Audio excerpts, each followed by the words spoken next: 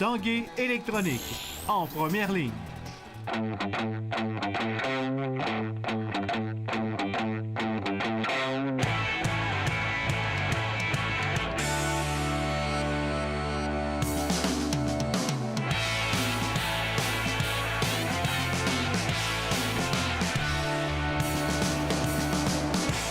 À tous, un bon mercredi. Bienvenue à l'Esprit sportif. Au menu de l'émission aujourd'hui, on vous amène à un endroit où ça bouge beaucoup, le Studio acrobatique de Québec. Également, on vous présente quelques-uns de nos athlètes qui participeront aux prochaines Coupes du monde en patinage de vitesse longue piste. Mais d'abord, parlons des Remparts de Québec qui, ce soir, accueillaient leurs grands rivaux du Bas-Saint-Laurent, l'Océanique de Rimouski. C'est le vétéran gardien de 19 ans, Olivier Chalifour, qui affronte l'Océanique. Un tout premier départ dans la LHJMQ pour le numéro 35 des Remparts. Après une première période sans but, ce sont les Remparts qui ouvriront la marque en deuxième à 4-0-6. Héros du dernier match, Jesse Sutton inscrit son quatrième de la saison en avantage numérique. Des aides vont à Olivier Garneau et Sam Dunn, c'est 1-0. 2 minutes plus tard, les Remparts doublent leur avance. Bien posté à la droite du gardien, Olivier Mathieu complète la passe précise de Thomas Caron pour inscrire son quatrième de la saison. Olivier Garneau inscrit, lui, une aide sur ce but. C'est 2-0. Alors que l'Océanique en arrache sur la glace avec seulement 6 tirs, les Remparts produisent à nouveau avec un troisième filet en deuxième. Christian Huntley saute sur le retour de lancer et inscrit son premier de la saison de Coxhead et Robidoux, c'est 3-0. Et avant que la deuxième période ne se termine, Québec marque un quatrième but grâce au tir précis de Michael Robidoux. Sur une passe de Louis-Philippe Côté, c'est 4-0 après 40 minutes. En troisième, les visiteurs marqueront un premier but sur leur 8e tir, mais Québec reprend son avance confortable un peu plus tard grâce à Mathieu Boucher qui inscrit son 5e de la saison. Les Remparts qui l'emporteront finalement 6-2. Je te dirais que ça a été une des games les plus faciles que j'ai jouées. Les gars devant moi, ils n'ont rien donné, là. C'est sûr que ça facilite la tâche, mais je suis bien content de mon match aussi, là. C'est sûr que défensivement, en première et en deuxième période, ça a super bien été, puis avec la rondelle, on prenait des bonnes décisions. On n'avait aucune raison de douter de comment on joue au hockey. On avait joué une très, très bonne game la dernière à Blainville. Fait qu'on voulait amener ça dans la game d'aujourd'hui, jouer notre style, pas s'en faire avec le jeu physique ou tout le reste. Parlons maintenant de patinage de vitesse longue piste. La saison des Coupes du monde d'automne, ça s'ouvre dans quelques semaines et plusieurs de nos athlètes s'entraînant au Centre national Gaétan-Boucher seront de la partie, dont Laurent Dubreuil.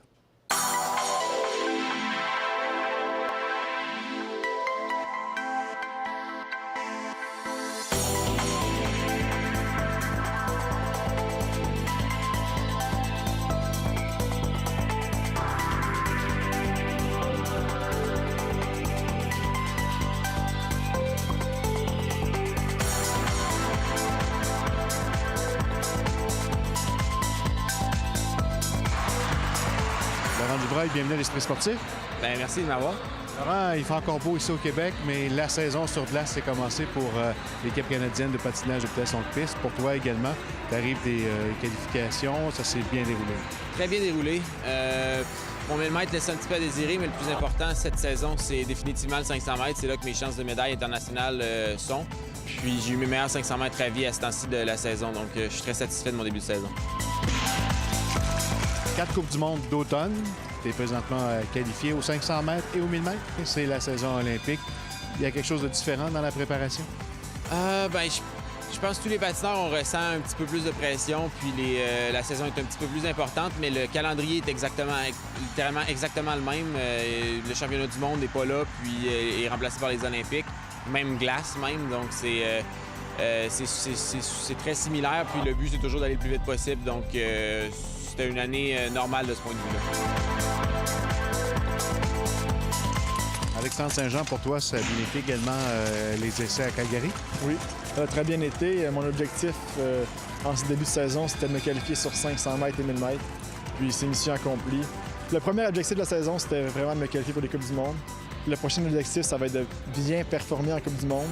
Puis l'objectif final, c'est les sélections olympiques. Ça va être un moment très stressant. Il y aura sûrement pas vraiment de préqualification olympique. Tout va jouer en janvier.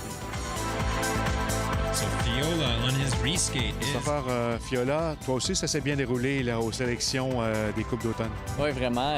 J'ai eu une très bonne sélection. Ça a été difficile pour les distances individuelles, mais je me suis surpris avec le départ de groupe. Départ de groupe qui maintenant te permettra de participer à 3 Coupes du monde.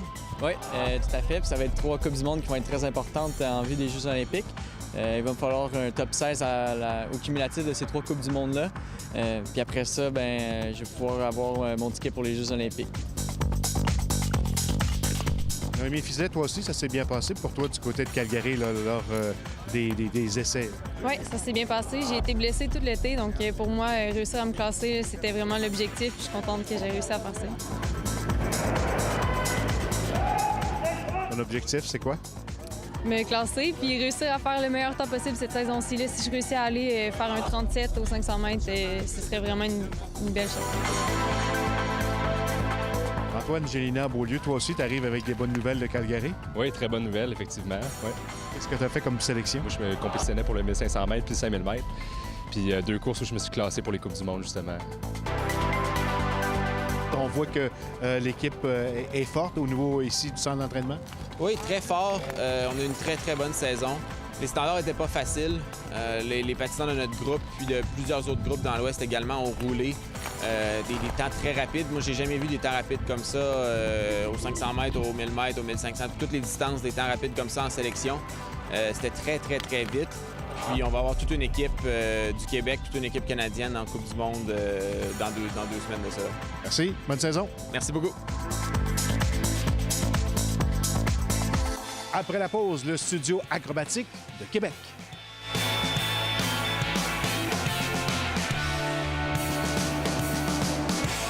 Pour des cours de trampoline, d'acrobatie, également de cheerleading, le nouveau studio acrobatique de Québec est maintenant ouvert depuis septembre.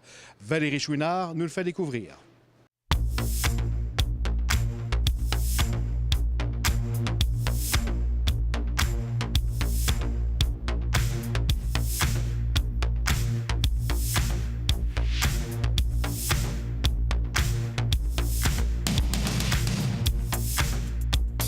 Vous avez déjà un studio dans le coin de Vanier, mais là, vous venez tout juste d'en ouvrir un tout neuf ici à Saint-Émile. Oui, on est bien fiers, notre nouveau petit bébé. On a été chercher des équipements qu'on n'avait pas ici à Québec. On est les seuls dans la province à avoir ces trampots-là à l'intérieur. Exactement pour ce que moi je faisais pour Allegria, le tumbling, mais on a une Power Track qui est utilisée par le Cirque du Soleil maintenant dans tous les gros shows, qui est ce qui se fait de mieux au niveau du tumbling, d'apprentissage de tumbling et d'exécution de tumbling. Et on a des Super Tramp, qui sont les trampolines qui sautent le plus haut au monde et les plus grandes au monde. Fait que c'est des trampolines qui permettent aux jeunes d'utiliser moins d'énergie pour apprendre à faire les mouvements. Donc, une fois qu'ils font une routine, ça prend 40 % moins d'énergie, donc ils peuvent faire plus de passages contrôlés avant de le faire sur les trampolines olympiques. La surface de la trampoline est 2 fois plus grande qu'une trampoline olympique. Donc, exemple, pour sortir d'une trampoline olympique, tu as besoin de reculer de 8 pieds. Eux, tu as besoin de reculer de 16 pieds. Fait que c'est très difficile de sortir. Je dis pas que c'est pas faisable, mais si c'est bien coaché, c'est une trampoline qui est beaucoup plus sécuritaire. Les autres trampolines étaient plus petites, fait qu'on pouvait moins rebondir haut. Puis là, elles sont plus grosses, fait qu'on peut plus rebondir haut. C'est fun, ça. Oui. Le but est d'offrir à des jeunes des trampolines sécuritaires, leur montrer à contrôler la trampoline. Et s'ils aiment ça, d'avoir l'équipement et les outils de pouvoir se rendre au plus haut niveau. On a des équipements de musculation, si on parle du haut niveau, qui peuvent vraiment travailler spécifiquement leur mouvement acrobatique avec ces appareils-là. Donc, qui fait une meilleure préparation physique. Moi, j'adore justement les équipements qui sont ici. Les coachs ils sont vraiment bons, fait qu'ils peuvent nous faire perfectionner nos mouvements. Tout là, puis moi, j'aime vraiment ça ici. Je suis ancien gymnaste au niveau national. Ensuite, je suis passé acrobate professionnel pour le Cirque du Soleil. Fait que ça fait des années que je fais le tour du monde, que je vois comment les cours fonctionnent dans d'autres pays, dans des pays aussi, si on regarde aux États-Unis, le haut niveau de gymnastique, la Russie, la Chine. Puis ça m'a permis d'aller chercher beaucoup d'informations. La meilleure façon, moi, je trouve, d'améliorer les cours, c'est d'aller voir ce qui se passe ailleurs que de réinventer la gymnastique. On leur apprend à faire des backflips, des frontflips par l'avant et toutes sortes autres de vrilles. J'apprends aux jeunes ma passion, puis je leur montre de mon mieux comment faire des différents trucs. Le but, c'est de vraiment donner les outils aux jeunes. Puis je crois que c'est une chose à essayer. C'est une nouvelle méthode, une nouvelle approche. On ne réinvente pas la gymnastique, la trampoline. On la structure différemment. On essaye d'amener la trampoline pour tous, pour permettre à tout le monde, de tous les niveaux, de s'amuser et d'apprendre. Puis de permettre à quelqu'un qu'un jour voudrait faire les Olympiques d'avoir aussi les outils pour le faire. Quand on parle de nouveautés, parce que vous avez un nouveau studio, vous offrez également des nouveaux cours. Bien, absolument. Les nouveaux cours qu'on offre ici, OK, on a des cours de trampoline, trampo mur. C'est ce qui est utilisé maintenant dans toutes les shows de cirque aujourd'hui.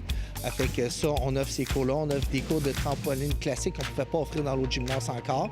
On a des cours de trampoline pour le freestyle, qui est une nouvelle discipline de ski acrobatique qu'il y a aux Olympiques cette année.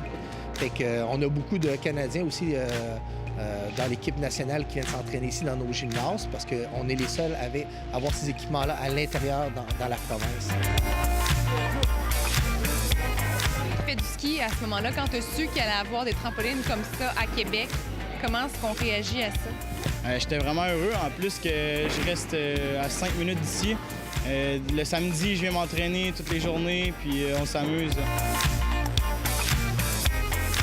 On a des cours aussi qu'on appelle de musculation cirque, ce qui est un cours comme un peu CrossFit, mais vraiment avec des éléments de cirque.